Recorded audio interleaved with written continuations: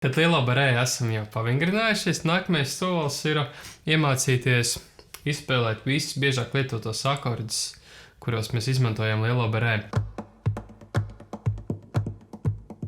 Sākumā varbūt tās spēlēsim tos no 6. slādes, varam tikpat labi arī spēlēt no 1. slādes vai jebkuras citas slādes, bet varbūt tās sākumā es parādīšu šīs te aplikatūras no 6. slādes, tad mēs esam 6. pozīcijā. Tāpēc, ka šeit vienkārši slādes ir bišķiņ šaurākas un iespējams, ka jums būs sākumā vieglāk uzlikt šos te barēju akordus šeit, nevis šeit. Biežāk lietotie akordi no 6. stīgas ir šādi.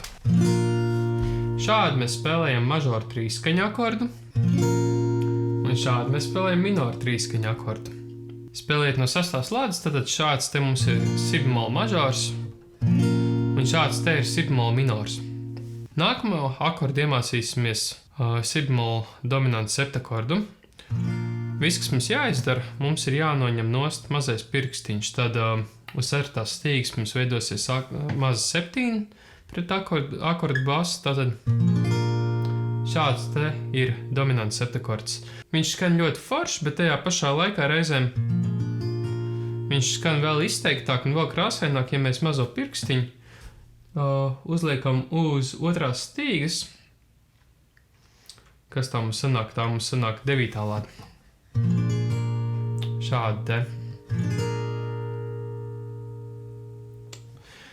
Un nākamais akords, ko iemācīsimies, būs minora septakords. Tātad šādi te mēs spēlējam minoru trīskani, un lai šo te minoru trīskani mēs pārvērst par minoru septakordu, viss, kas mums jāizdara, jānoņem nost mazais pirkstiņš. Un līdzīgi kā dominants septakordā, arī šeit ļoti smuki izskatās, ja mēs šo 7 noti,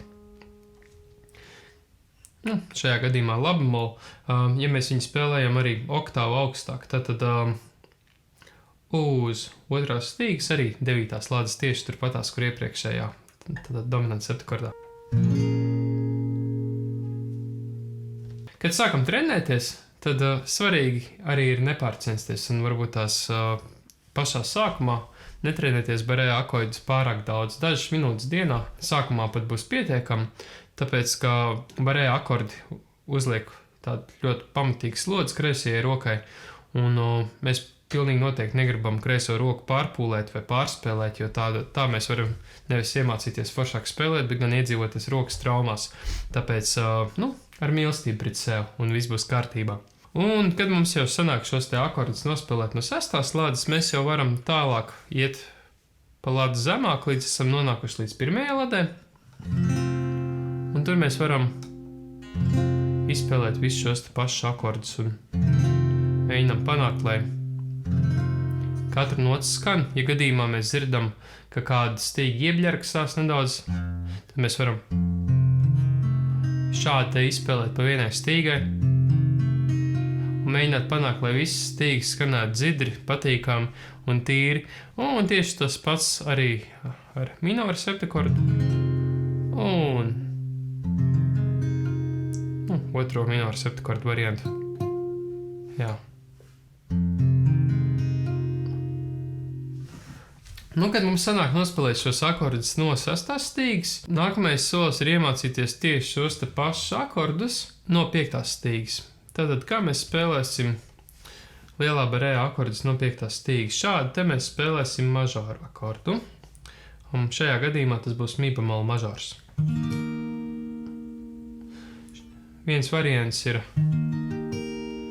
šo akordu spēlēt ar visiem 4 pirkstiem, bet ļoti ērts variants arī ir šāds te vienkārši uzlikt ar 3. pirkstu.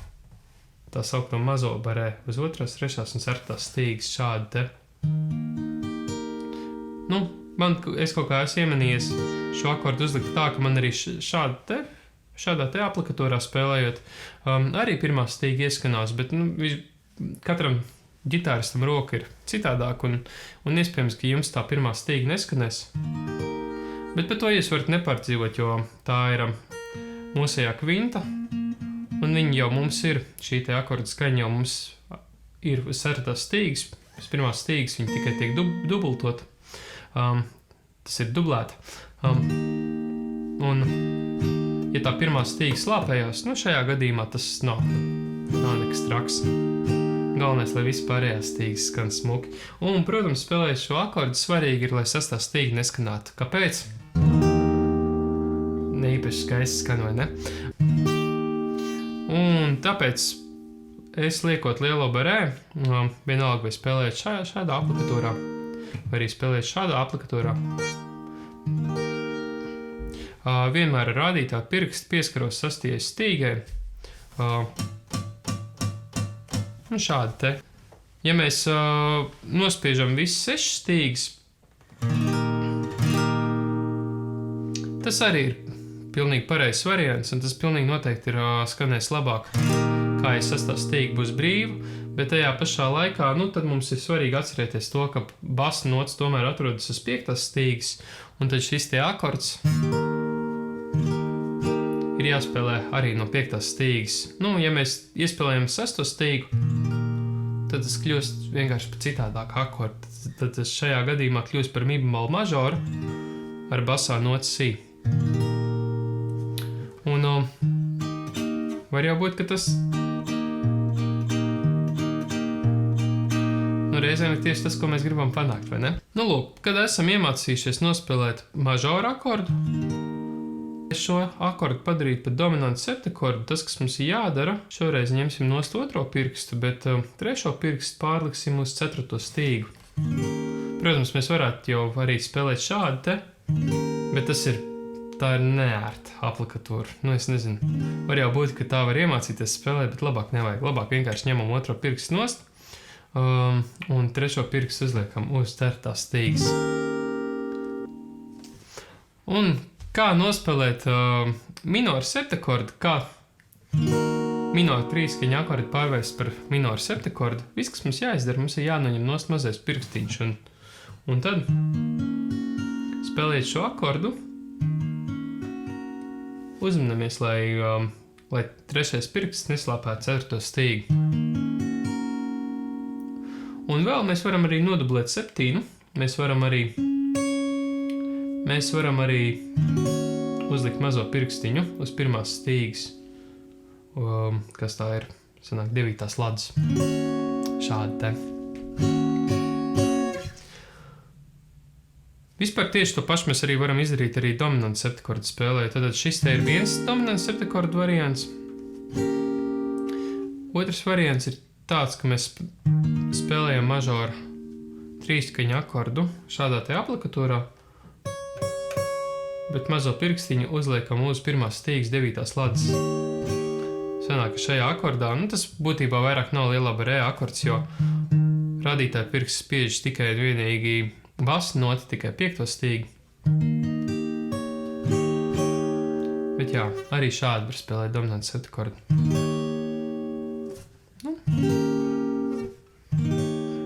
It kā viens un pats akords, bet abas divas šīs aplikatūras skan diezgan citādāk. Un tad droši vien, kā ir jāklausās pēc katra konkrētā skaņdarbā vai dziesmas vai kompozīcijas rakstura, kurš no šiem te dominantu septakordiem mums patīk labāk un kurš piestāv labāk. Un varbūt tās kādam radīsies jautājums, kā tad šīs te aplikatūras veidojas. Pilnīgi vienkārši. Tad, ja mēs mi mažoru akordu spēlējam šādi, attiecīgi, ja mums būtu jāpamaina pirksts, ja mēs nevarētu spēlēt rādītāju pirkstu, tad mēs viņu spēlētu šādi. Un, lai tas kļūtu pa lielā barē akordu, mēs vienkārši pabīdam šos pirkstus pa ladu uz priekšu un pieliekam klāt rādītāju pirkstu. Rādītāju pirksts mums aizstāja šo tā slīksnīti. Tieši tāpatās arī vispārējie akordi. Ja mi minoru mēs spēlējam šādi, tad ar lielo barē mēs viņu spēlējam šādi. Kaut kā neskan? Tagad ir. Tieši tas pats attiecas arī ar akordiem 5. stīgas. Ja lā mažoru mēs spēlējam šādi, tad si bemolu pustonu augstāk mēs spēlējam ar lielo barē šādi. Tad pabīdam šos 3 pirkstus pa ladu augstāk un uzliekam rādītāju pirkstu. Un tieši tas pats ar dominantu septakordiem. Tad vai arī, piemēram, šo te variantu. Tātad, ja mēs varam nospēlēt lā dominants septikordu šādi, vai arī šādi, tad ar lielo barē sanāk šādi vai šādi. Kad akordi mums jau sanāk, nākamais solis ir iemācīties noši atrasinās vietu uz 5. stīgas un 6. stīgas pa visu grifu. Tātad sāksim 6. stīgu.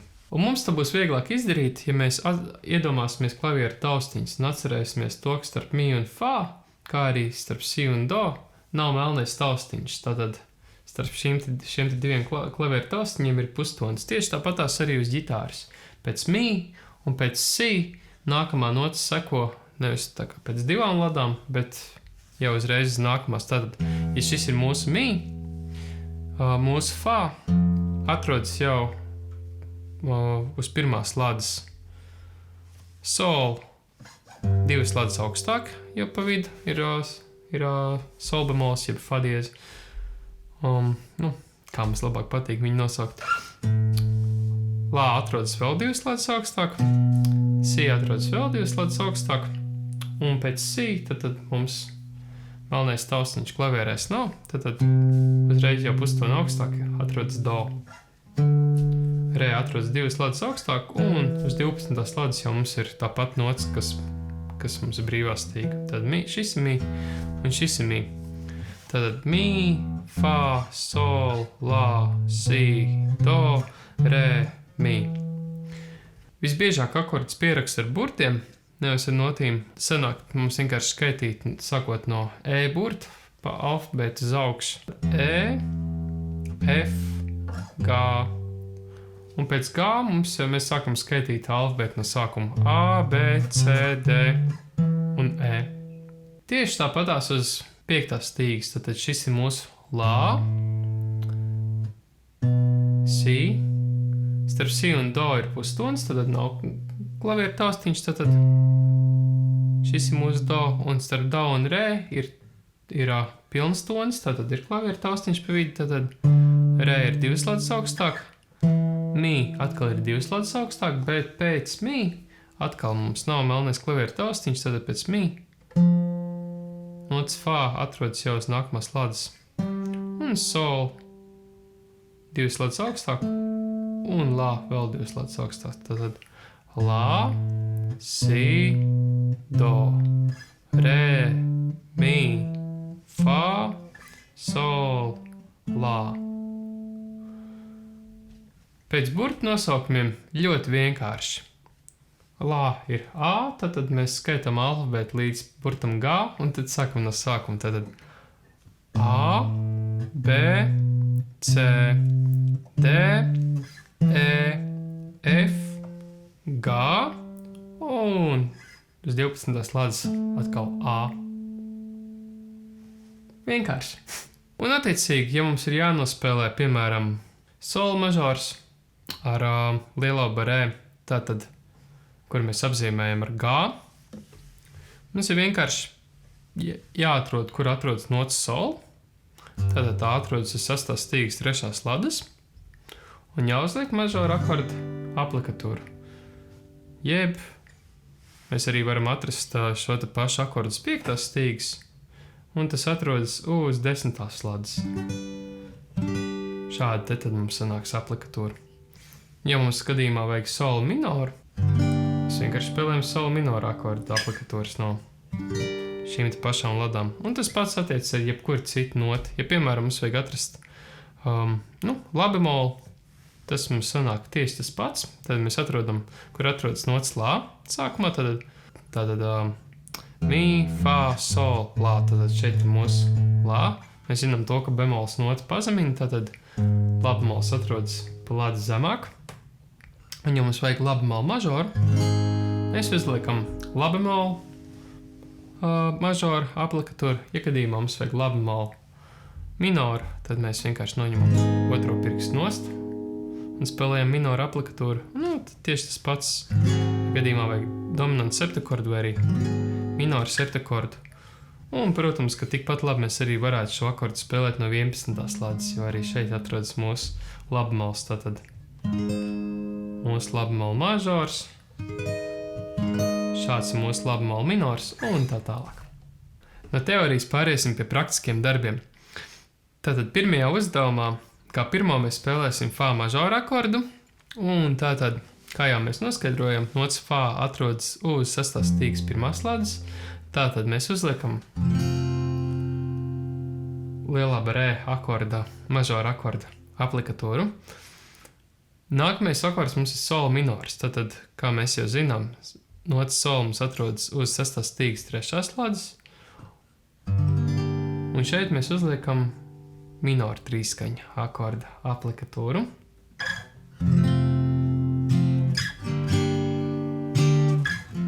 Sākumā mēs varam pamēģināt patrenēties šo 2 akordu pārēju.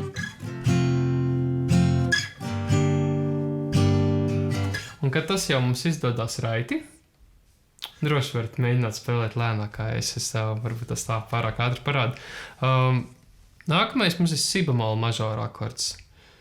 Nots lā tātad mums ir šeit, si bemols atrodas, nots si mums atrodas šeit, tad si bemols mums atrodas vēl pa lādu zemāk, jo bemols nota pazemina pirmā lāda. Un šāds te mums ir tātad si bemola mažora akords, kur mēs varam spēlēt šādi. Un pēc tam mēs pārējām uz minora septakordu. Tad tieši no šīs te pašas, ar tieši to pašu basu notu, mēs tikai mainām akordu aplikatūru. Tad mēs no mažora pārējām uz minora septakordu aplikatūru.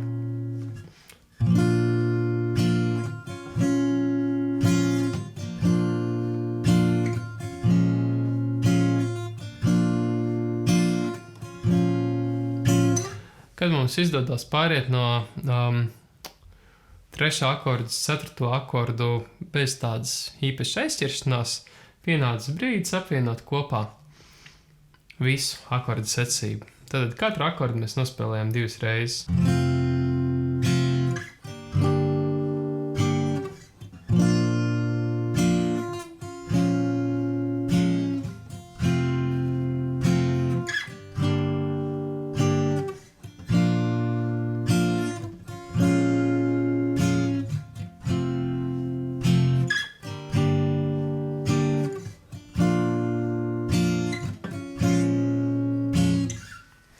Un tā tālāk. Nākamajā akordu secībā tad mēs izmantosim vairāk diēzes. Tātad fā diēzes mums atrodas pa pustonu augstākā fā, jo diēzes nota paaugstina, kā mēs zinām. Un tātad, lai nospēlētu fā diēzes mažoru, mēs uzliekam tātad mažora akorda aplikatūru. Nu jā, tas arī viss. Pēc tam pāriet uz si, jeb akordu B. Mēs tad spēlējam mažoru akordu aplikatūru no tieši tās pašas slādes, tieši tajā pašā pozīcijā, tikai ar basu notu uz 5. stīgas. Tikpat labi mēs arī varam spēlēt šo akordu šādi. Pēc tam do diez mažors mums ir šāds. Un rē diez minors. Savukārt, tad, ja nots rē mums atrodas uz 5. slādes, tad diez nota paaugstina, tad tas mums atrodas 6. slādes, un tad vienkārši no 5. slādes, bet no 6. slādes nospēlējam minora akordu aplikatūru, kas veidojas ar basu notas 5. stīgas. Un pamēģinām apvienot visu akordu secību kopā.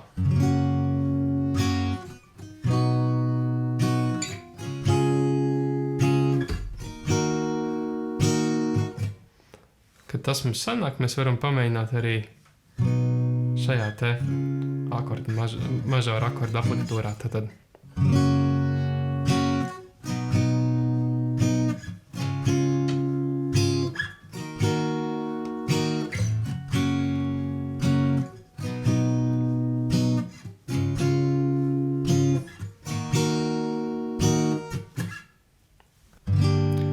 Nākamā akordu secība sākas tātad ar minora akordu aplikatūru, Un tad sol minora.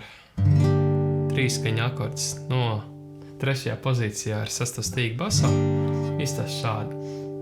Pēc tam tieši tajā pašā aplikatorā mums sanāks do minora trīskaņas. Fā diezi, dominants septikordu mēs varam spēlēt šādi. Varam arī spēlēt bez mazā pirkstiņa. Un viss beidzam ar fā akordu. Kopā šī akordu secība skanēs šādi.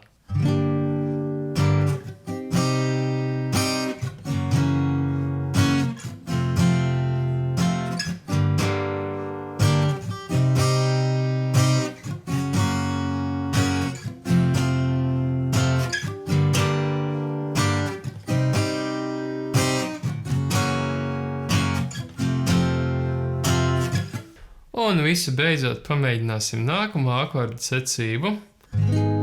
Sākam mēs ar labu molu minoru, un kā jau mēs noskaidrojam, labu mols atrodas 4. slādes, jo, lā atrodas 5. slādes, un pat cik bemols nota pazemina pa vienu ladu, tātad labu mols atrodas 4. slādes, un uzliekam minoru akordu aplikatūru.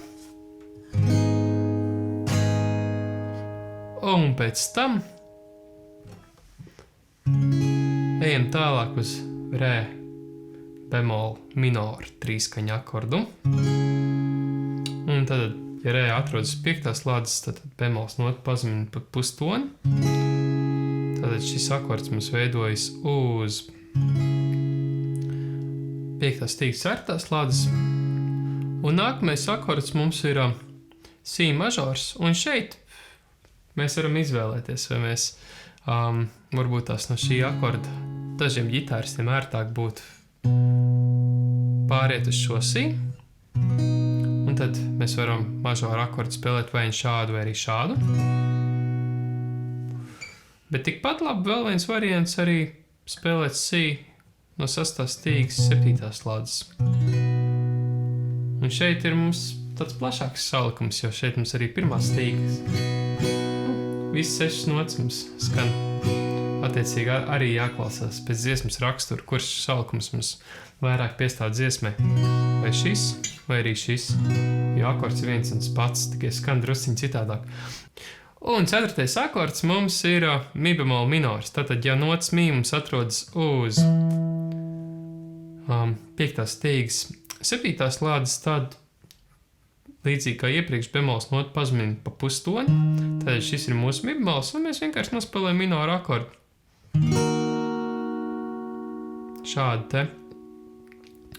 Lūk, un ja iepriekšējais akords mums bija si mažors, šī secība, šāds te akordu salikums, jo dziesmās bieži vien sastapsiet. Bet tikpat labi mēs arī varam spēlēt šādi.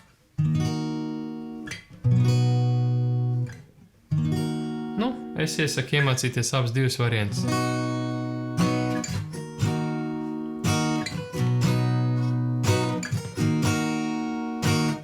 Pilnīgi smuka balsvedība veidojas. Uz 1. stīgas veidojas šāda melodija.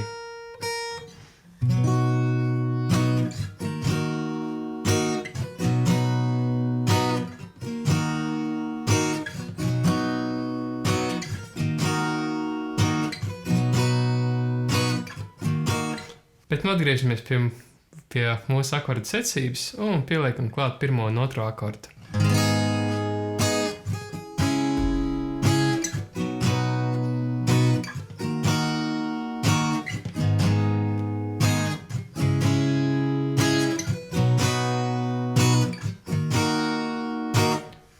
Otrajā si variantā tad spēlēs šī si mažoru akordu šeit, tas skanēs šādi.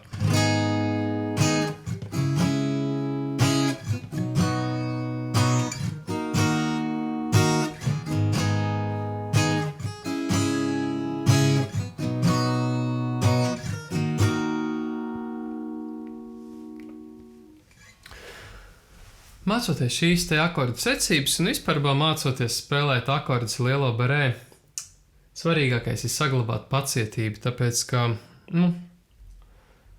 Reti, kuram ģitāristam lielā barē akordi sanāk uzreiz. Es pat teiktu, visticamāk nevienam lielais barē nesanāk uzreiz. Un tas parasti prasa vai dienas, vai nedēļas, mēnešus, citiem pat gadus, līdz mēs pavisam tīri un ļoti tā